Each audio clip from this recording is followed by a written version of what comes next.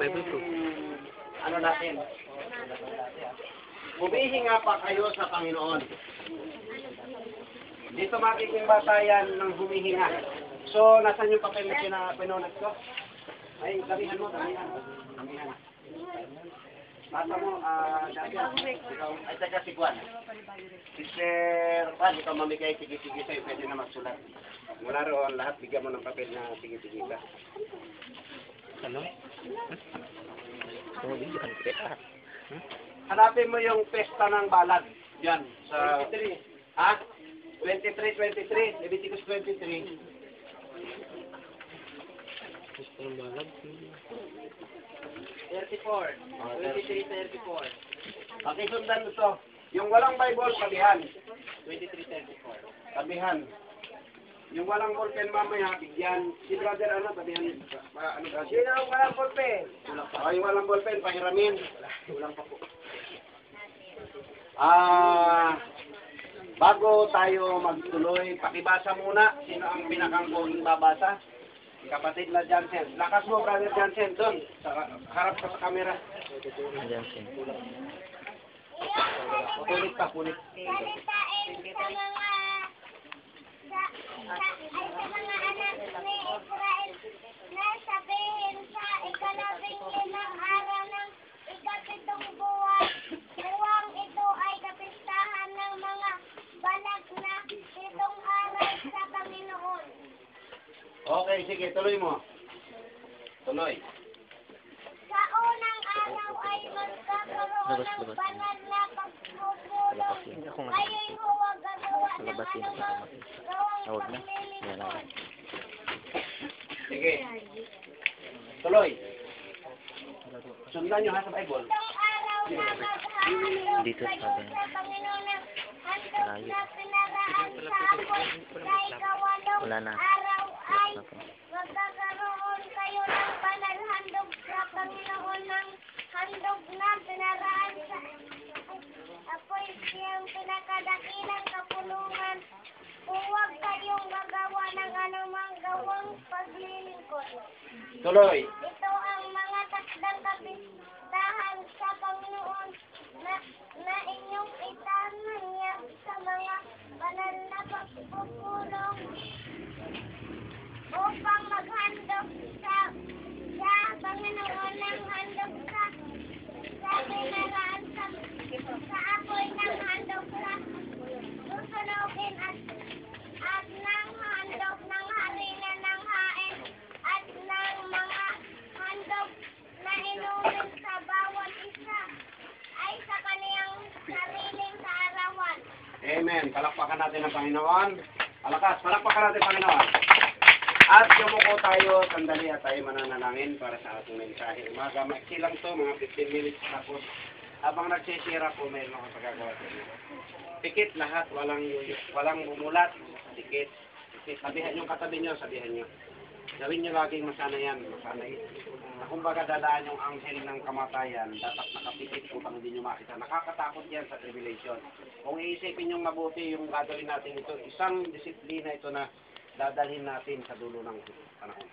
Ama namin Diyos na makapangyarihan sa lahat, tulad ng iyong nais. Lord, kung paano kami nagkatipon-tipon ngayon, na ipinapakita ka, Panginoon, at nais ko, O Lord, na makita ng mga kapatid na ito sila. Bakit ganito ang aming gawain, Panginoon? Bakit kami ay tinatanong wala kaming formal na church, Panginoon? Bakit, Panginoon, kami ay kakatwa doon sa mga iba? Bagamat nais din namin, Panginoon. Pero sa umagang ito, Panginoon, yung nauunawaan nila, Panginoon, gawin mong makatotohanan na magkaroon kami ng isang pagdadausan na maayos, Panginoon. Ngunit bago pa maghanap yun, Panginoon, yung mas dakila mong layunin, yung ang lahat ay makapagpista, Panginoon, sa Feast of Tabernacle o Pista ng Balag, Panginoon. Ang mga activities na nais mong ipagawa sa mga kapatid na ito, Panginoon, na paulit-ulit na sinasabi, O Lord, tulungan mo na magawa nila mula sa bata hanggang sa pinakamatanda, Panginoon. Sapagkat, Lord, yung pangako mo na ikawalong araw, kung saan wala nang katapusan, ang pagpipista ng iyong salita, Panginoon, paano mauumpisan kung sa 7 araw, Panginoon, ay hindi nila magawa? Paano matitikman, O Lord, ang ikawalong araw na tunay mong plano? Loobin mo, Panginoon, na mga kapatid na ito ay ma-encourage, mabuksan, at higit sa lahat, Panginoon, magawa sa buhay nila kung ano ang nais mo. Bakit mo pinasulat ang tunay na ang piyesta, Panginoon? Ano ang piyesta ng sanlibutan ngayon, Panginoon, na ine-enjoy ng marami? Lord, sinira ng iyong kaaway kung ano ang piyesta. At nais ko, Panginoon, sa umagang ito, buksan mo, Lord, ang spiritual understanding, ang lambong sa mata ng mga kapatid na narito. At higit sa lahat, Lord, mabakbak yung serpentine nature na itinanim sa laman ng bawat isa na hindi magawa yung mga nais mo, Panginoon. Salamat sa mga kaluluwa at kapatid, Panginoon, na nagpapatuloy dun sa mensahe ito, Panginoon. Sapagkat sinabi mo, Lord, sa Revelation chapter 1, verse 3, mapalad yung bumabasa, nakikinig, at higit sa lahat, tumutupad sa iyong salita, Panginoon. Lord, tulungan mo ng lahat narito, bata at matanda, at buong sambahayan, na magawa ang mga bagay na ito, Panginoon. Magtulungan din kami, Panginoon, na bawat isa, Panginoon, magkaroon ng akay kada a-attend dito, O Lord. Itanim mo sa puso ng bawat isa, Panginoon, na mag-imbita. Huwag magsawang mag-imbita, maging ang kabahay nila, Panginoon. Ang mahal nila sa buhay, ang immediate family lang nasa loob ng tahanan, Panginoon. Yun ang kanilang imbitahan. Ang katabing bahay nila, Panginoon, ang kapatid nilang nawalay, ang mga kapatiran, Panginoon, na nabackslide na dinaya na ng kaaway, Panginoon.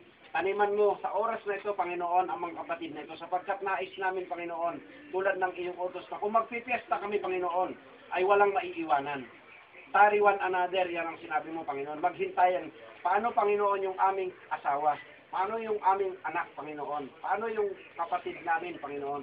Paano, Panginoon, yung kapitbahay namin? Paano yung dati naming kapatiran na hindi namin nakakasama rito, Panginoon? Lord, tulungan mo ang bawat isa mahinawaan ang mensahe mo sa huling panahon. At kung paano gagawin, O Lord. Sila ang bawat isa ay magpa-counseling, magtanong, Panginoon. Huwag mahiya, Panginoon. At activities namin gagawin, Panginoon. Maging breakthrough ito, O Lord, na upang ang bawat isa ay magkaroon ng buhay, Panginoon, sa pagbigkas ng iyong salita. Maging sa mga katanungan na aming gagawin sa mga ito. Salamat po. Ikaw po madakila sa pangalan ni Jesus. Amen. Amen. Palakpakan natin, Panginoon. Praise the Lord! Hallelujah! Okay, sige. Pansinin ninyo yung binasa ni Brother Jansen. Kung paano may Lunes, Martes, Miyerkules, Huwebes, Biyernes, Sabado. Lunes, Martes, Miyerkules, Huwebes. Pakidistribute yung papel naman. Ganito habang nag-ano, kung may naalala kayong tanong. Yung mga may notebook, buksan ninyo yung mga dating ni-lecture, maghanap kayo ng tanong. Walang hindi pwedeng hindi magtanong, ha? Kahit yung mga dati ninyo, itanong mo bakit bilog ang 1? 1 plus 1. O, gawin mo kung talaga yun ang alam mong tanong. Huwag na hindi ka gagawa. Bakit kaya ang kanin at kailangan may kanin at may ulam? Napakababaw na tanong na yan. 2 plus 2. Basta't may tanong, ha? Pero ang itanong ninyo yung paksa. Tanongin nyo, bakit ganito, bakit may pabasa, bakit mayroong Bible study, totoo bang may Diyos? O, lahat dito maggagawa ng tanong. Bakit kanyo? Dito kayo natin, nakakailang buwan na ba tayo dito? Nakakailang buwan na tayo? 3. Mag-aanim na. Mag-aanim na. Mahaba na yung panahon na nilakbay natin. Pero yung ating pagpipesta sa salita, medyo kapos. Bakit may pesta ng balag? Ang bawat tribo, parang tribo ng madangay. Bakit tayo walang formal church pang ano? Ito kahit nag-uwian kayo sa bawat church ninyo, pag nasanay kayo, halimbawa, tribo ng 12 tribes of Israel, alam niyo ba ang trabaho nila? Kada 15, sa ikapitong araw, 7 araw, alam niyo bang nag-iipon-ipon sila, at ito dapat itong ginagawa ng linggo, pero hindi natin magawa. Ngayon pa lang natin na ano ng gusto. Pupunta sa Jerusalem para magkaroon ng piyesta. Yung piyestang ginawa ngayon na inuman, video okay, lasingan, barkadahan, sinira ng away. Ang tunay na piyesta ng Diyos ay sa kanyang salita. Pupunta ang bawat tribo sa Jerusalem para mag-sharing ng Word of God. Amen ba kayo dyan? Tingnan nyo mabuti lahat ng piyesta. Pag-aralan nyo, yung makakakaya nito. Gawin nyo, Leviticus 23, basahin nyo yung buong chapter na yan. Yung kinakatay na Passover, yan yung tinuturo namin sa inyong pabasa report. Yung pabasa report, Lunes, Martes, Miyerkules, Huwebes, Biyernes, Sabado, Linggo. Paano nagkaroon ng ikawalong araw? Wala na raw tigil. Ang 8 araw, yung kabuuan ng 7. Naintindihan niyo ako? 1, 2, hanggang 7, araw-araw mong ginagawa yung pabasa report, yung sharing sa pamilya, yan yung ika-8 araw nyo. Wala nang katapusan. Nakita nyo? Tingnan yung 8. Hindi natatapos. Ikot ka ng ikot. Pero yung 1 natatapos, oh. Pero yung 8, eternity, oh. Nakikita nyo? Hindi ganun na ginawa ng Diyos yung 8. Sige, gumawa kayo ng tanong, ha? Kahit na ano, sige, sulat lang kayo. Singit-singit kung may maalala kayo. Tingnan nyo mabuti. Kung may pabasa ka gabi-gabi sa bahay, piyesta yan gabi-gabi.